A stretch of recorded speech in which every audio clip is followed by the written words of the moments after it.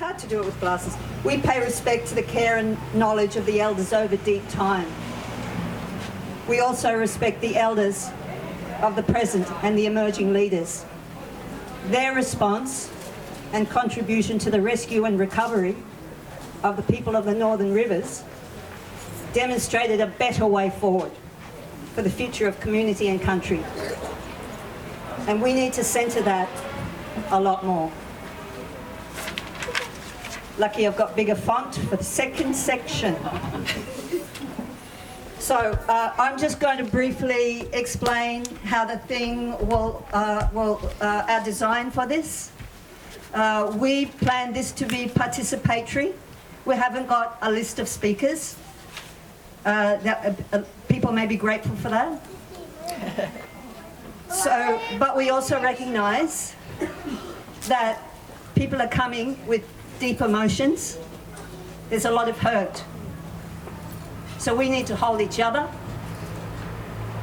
in this time here also, and take care and respect each other, most important.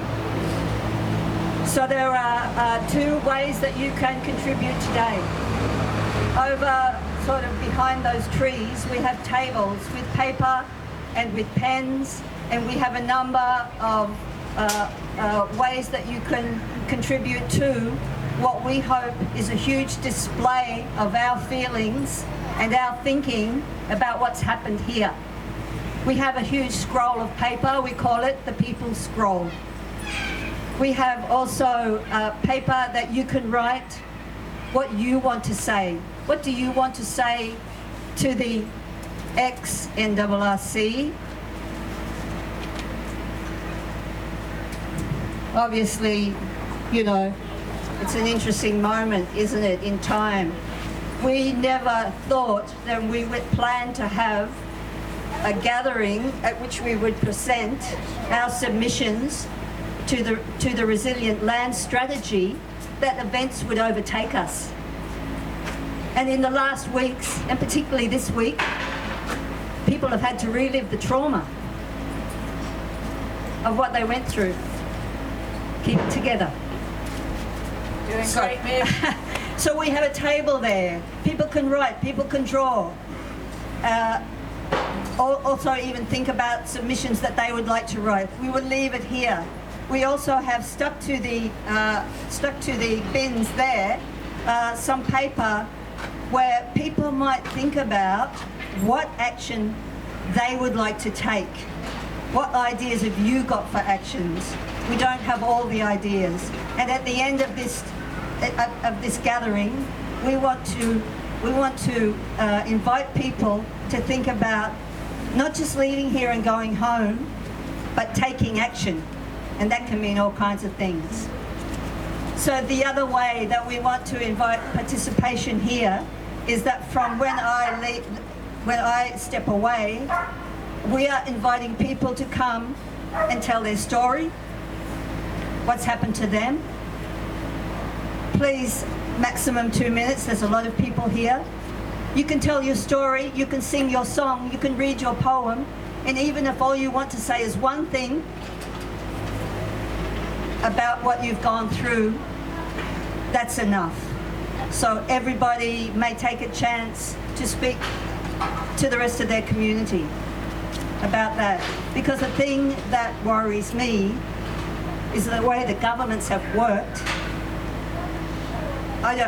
Whether this is intentional, is that they've sought to divide us in all sorts of ways, case by case basis, and buyback against house raise, and now within streets dividing people with the maps.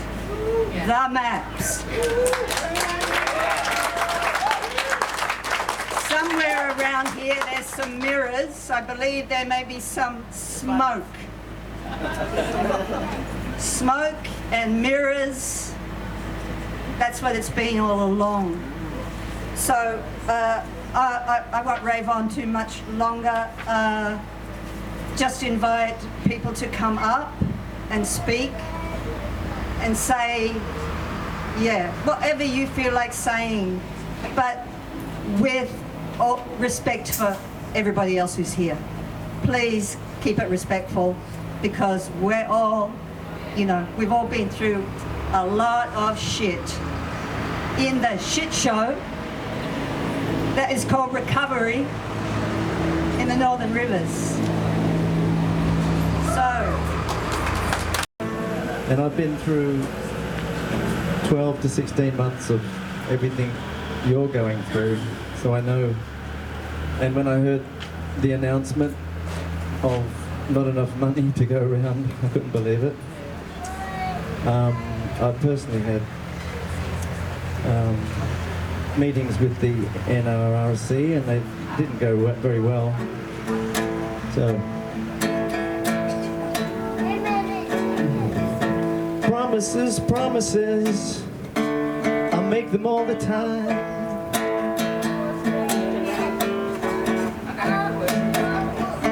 Promises, promises, I turn around and I smile. I'm on the TV screen, I'm feeling all of your pain. It's not me, it's them. We'll give you what you need, we're standing right by your side. We'll give you what you need to help you fix it all again.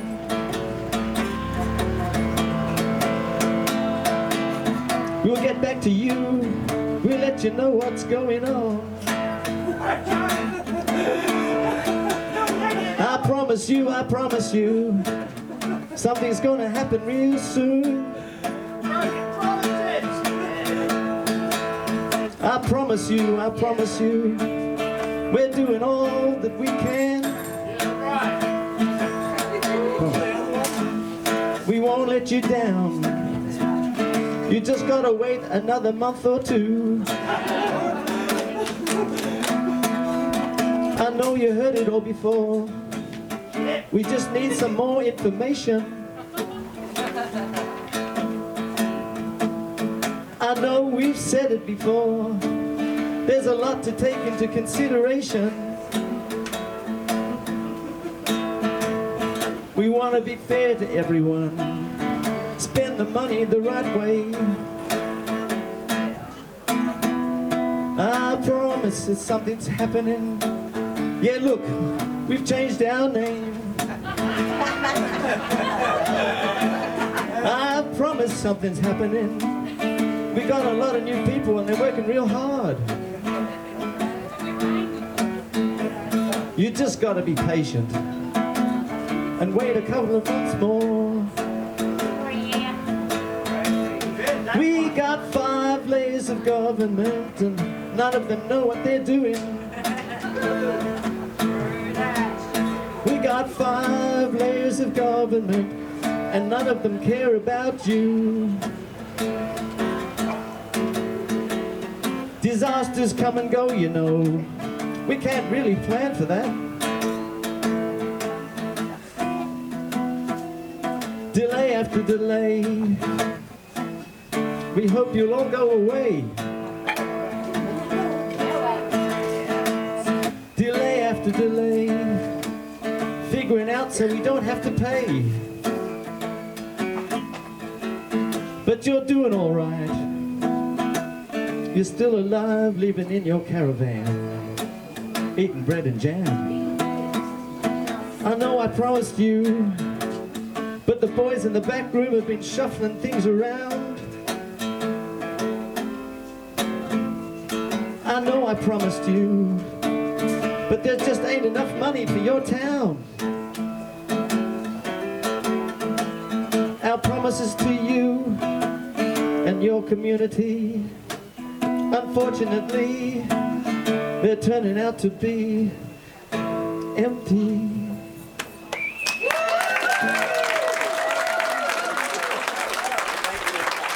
I wrote that last night because I was so mad.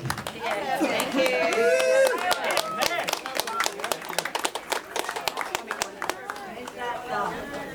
Truth. So, Who's next? who's next? Come on. We've got, great, thank you. We've got Kate. Now, I'm a bit of a strange voice because I'm usually behind the camera. So my daughter and I also went through the floods. We did lose everything as well. But for the last year and a half, I've been listening to hundreds of your stories. Story after story of disaster, of resilience. And at this point, coming here today, listening to some more of these stories, I'm hearing a lot of despondency, and right now is the time that, yes, this might have let people down, but this is the time that we all need to really stick together. So I don't want anybody going home today thinking that you're alone, because you're not alone. If anybody feels like that, I'm going to put my hand up right now. Please come and speak to me, because we're in it together. We can do it together. We've got one of the strongest communities ever, and I know that this is absolutely the last thing that anybody needed this week. It's been the hardest year and a half for so many people, but we are not alone. Please don't feel like you are. Thank you.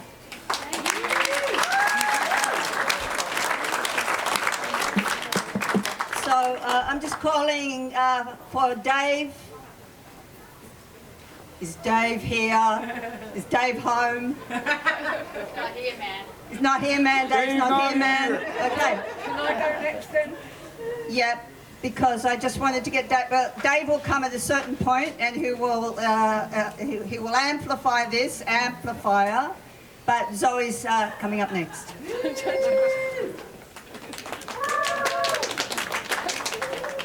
Thank you for turning out. It's absolutely wonderful. Step forward. Oh, bugger. Swallow the mic. I'm English, we say bugger a lot.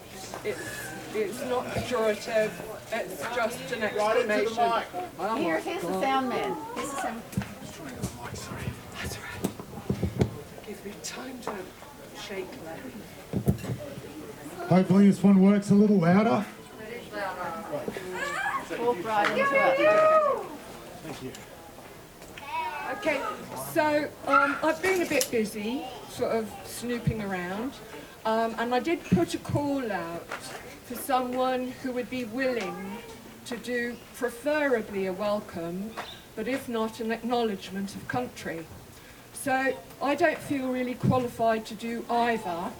However, I would like you to invite you to pledge allegiance to the extraordinary people of the, and it's going to get pronounced wrong, Widjabul Waiadjal people of the beautiful nation of the Bundjalung, of this fantastic country, Australia, and our beautiful, beautiful, inexpressibly wonderful planet. Thank you. You want to go next? Okay, thank you. This is as loud as it gets. No. Yeah, there's probably somebody who wants to jump up next. But yeah, I just wanted to say one thing while they're coming up. It occurred to me that following the flood, we were in despair and our future was gone. But despite that, because we had saved ourselves and each other, we had hope. We had hope because at that time we believed that maybe we might be involved in our own recovery. So if there's some way that we can go back to that hope, and I think the way is that we come together. And we all have the opportunity to speak our truth. How you going? All I can say is, please, when you get home, email your politicians, email the media, email anybody in power. Tell them that no, contrary to popular belief outside of Lismore, that we're all recovered and everything's hunky-dory. That's not the fact. some of us got in and started repairing our houses straight away because we didn't have insurance. But we're still gutted when we heard this news that there'd be no assistance. I'm from South, by the way. At the other end of the spectrum, you've got people who have been just hoping, living under their houses in caravans and that, thinking, well, with a bit of luck, they'll buy me out and I can move on. They've been crushed. End of story. And unfortunately, it is at this time when people have really had their hope taken away from them that people can think about doing self-harm. Please don't. Seek help. That's what you've got to do. Right. Two really important ideas there. One is about taking action, and the other is about looking after each other in this time. So I don't know if there's another person who wants to jump up. Maybe while I'm waiting for that, I just wanted to say something about our community and its diversity, and it might surprise, possibly it will surprise the ex-NRRC, because they never bothered to find out that at the time of the flood, almost 30% of people living in North and South Lismore were renters. They are our community too. We were saved with them, and that fact, in a time of housing crisis, has been completely ignored by the agency tasked with the recovery. So when they talk about residents, that people who reside, they don't even talk about people without homes, about renters. And so we wrote a submission to the land strategy because we believed that it seemed strange that a home strategy and a land strategy were somehow two separate things, completely disconnected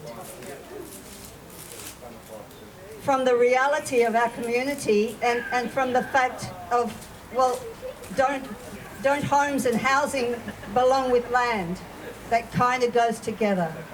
So those are things that the people who used to be here, rest in peace, clarity anyway, chose to ignore the truth about our community and chose to and promised us that we could move, but completely didn't get the connection. They seem, obviously they can't connect a dot to a dot. So anybody want to speak? Otherwise you have to come and do it. I've got one. Hi everyone, I'm Heather. I'm from East Lismore. And people say, oh, East Lismore, you guys didn't get too affected, right? Nah, we got pretty smashed. Anyway, I was at a family gathering last weekend and I just wanted to reiterate what the previous gentleman said. Family gathering, all these people from out of town, out of state, and they're like, oh, Lismore, yeah, it's all right? You guys are all recovered, everything's fine. These are my relatives, my cousins, and I'm saying, no. Walk down the streets and you see empty house after empty house after empty house. No windows, no doors, overgrown yards. We're not all right. We're still here and we're still fighting and we're not all right. So rest of the world, please listen. We're not all right. We're still here.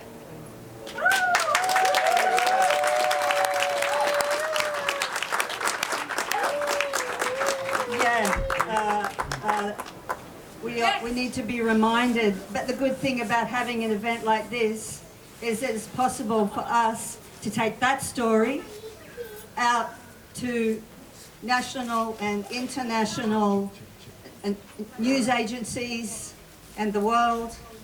And it's way better to come here and do that and show our solidarity.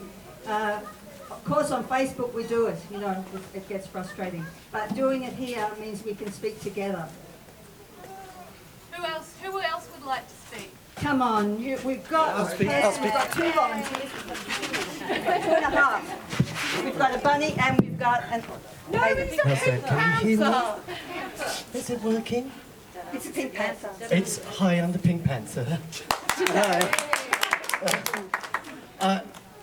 The system doesn't work, does it? Or at least it doesn't work for us.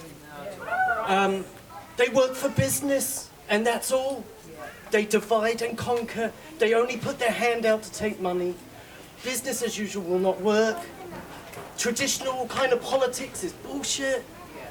The only way we're going to get through things is with each other and mutual support, telling our stories, opening our homes to people. You know, just don't rely on the system to get any better. That's my opinion. Keep asking for more. No, demanding more. But we need an alternative. And it's always been there.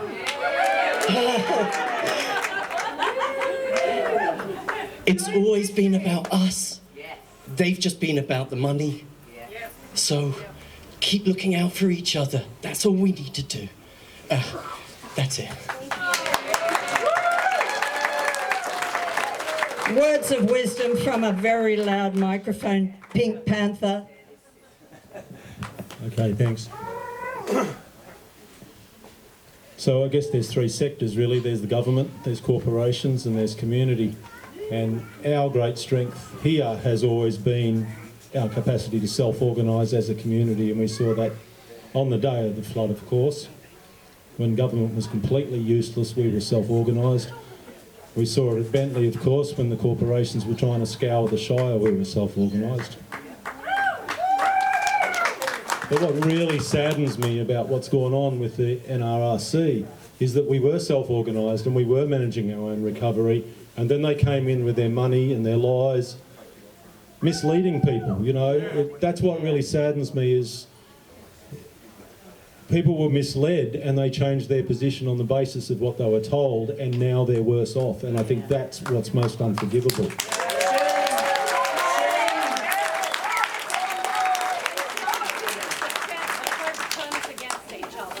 You know, I was lucky, fortunate, I had the capacity to rebuild houses, partly because I kind of didn't trust the government anyway, but not everyone had that, you know, those capacities, those abilities, those chances, and to have this sort of NRRC coming along and telling us it's going to be all right, we're going to bail you out, we're going to get you at the end. That's what's caused people to live in caravans for over a year, waiting for that thing to happen, and now they're absolutely gutted. So it's, you know, the issue is not just what we didn't get, it's their lack of honesty, it's their lack of transparency, and it's the fact that they misled people, and people are worse off because of it, and they're responsible for that.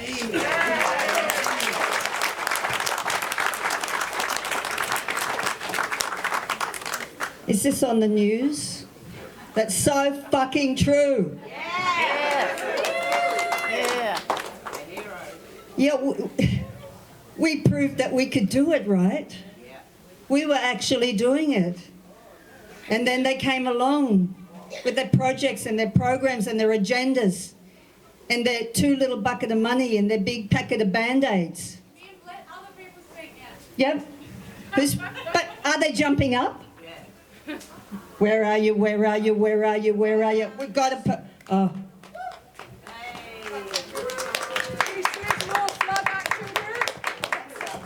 How you going, everybody? I'm a little bit nervous on the mic, so if I make any mistakes, don't worry about it. I was rescued in South Lismore and taken up to the evacuation centre in Gunnellabar. That night of the flood, we were told by SES that we weren't going to rescue you if you had a dog. I know other people that were in that area that were told the same thing. Now, up at Gunnellabar Evacuation Centre, we were staying there, and each day we were going down and starting to work on our house and pull out, you know, the walls and stuff like that.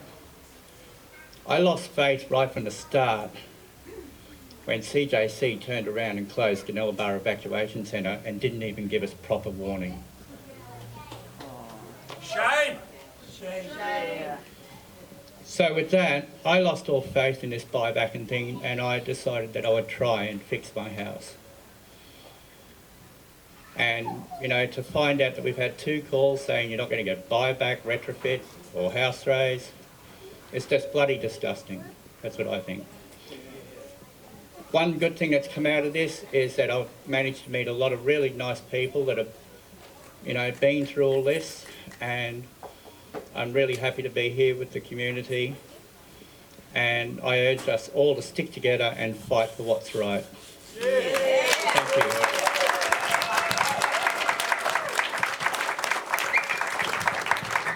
Anybody else like to speak?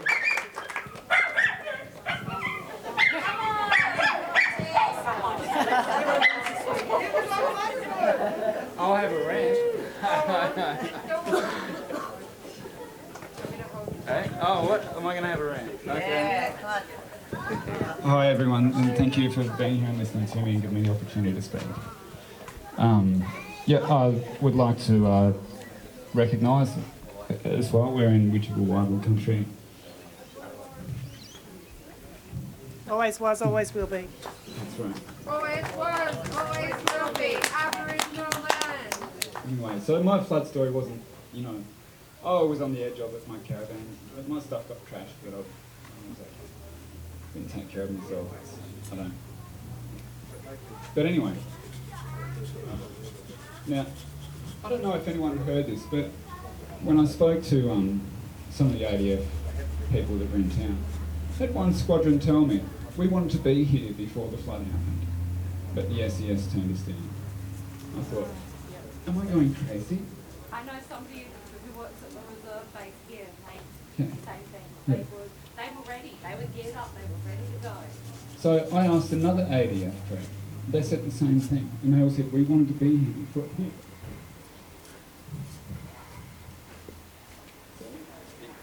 I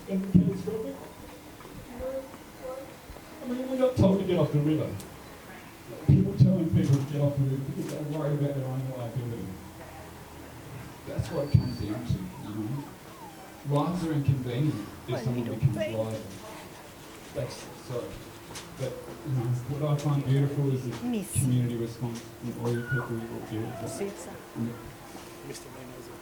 All the people in grassroots who's done here. It gives me so much hope.